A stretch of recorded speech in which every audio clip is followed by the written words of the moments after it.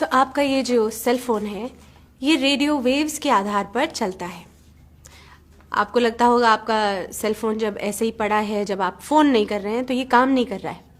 नहीं, ये हर 30-40 सेकंड में एक बार एक रेडियो वेव भेजता है हवा में एंटेना की तरफ।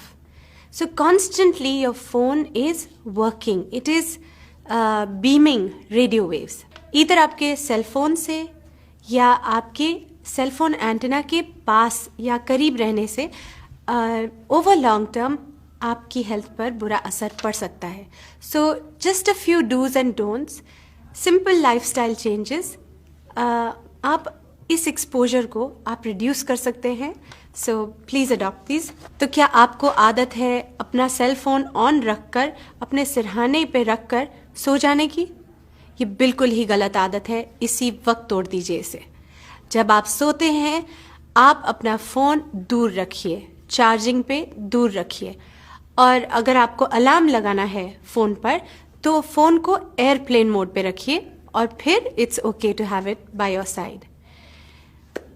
क्या आपको आदत है अपना फ़ोन यहाँ पर अपने दिल के करीब या अपने पॉकेट में यहाँ पर रखकर पूरे दिन घूमने की? तो ये बहुत गलत आदत है, इसे प्लीज़ अपने शरीर पर लगाकर मत घूमिए।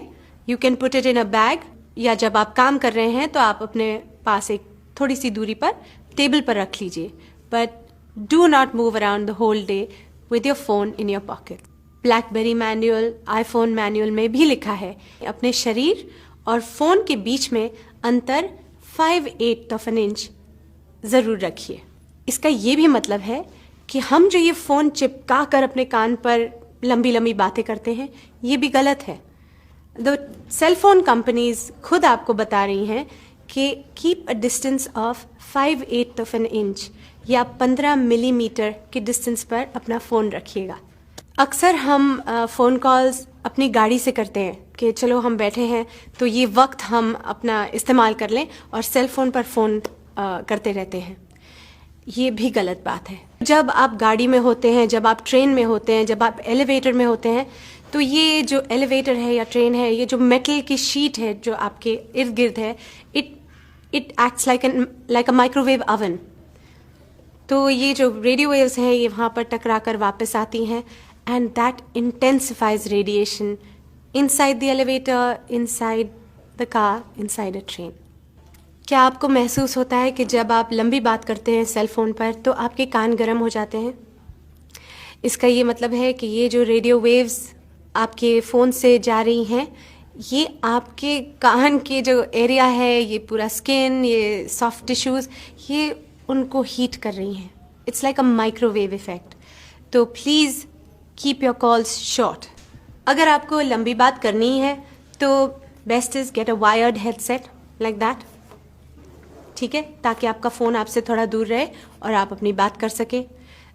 वायर्ड हेडसेट, ब्लूटूथ नहीं।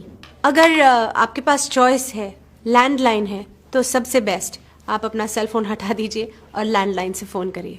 अगर आप फ़ोन ना करें और टेक्स्ट करें तो that will be even better. एक बहुत इम्पॉर्टेंट बात, अपना फ़ोन बच्चों को मत दीजिए, खेलने के लिए भी नहीं। बच्चे जो हैं उनकी ये जो हड्डी होती है ये बहुत ही पतली और नाजुक होती है। तो ये जो रेडियो वेव्स हैं जो सेल फोन के लिए इस्तेमाल होते हैं, they travel through your child's brain. So, since we are not sure of the long-term effects of EMF radiation, it is better to be safe than be sorry. So, please अपने बच्चों को phone मत दीजिए।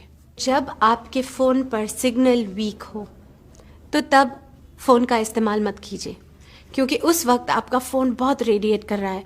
उस वक्त वो radio waves ज़ोरों से एंटेना को ढूंढ रही हैं, so that you get connectivity. ऐसे वक्त पर जबकि आपका सिग्नल लो है, आप अपने फ़ोन को प्रेफरेबली इस्तेमाल मत कीजिए। सो ये थे कुछ डूज एंड डोंट्स, अपना लीजिए and reduce your exposure to radio wave activity from your cell phones.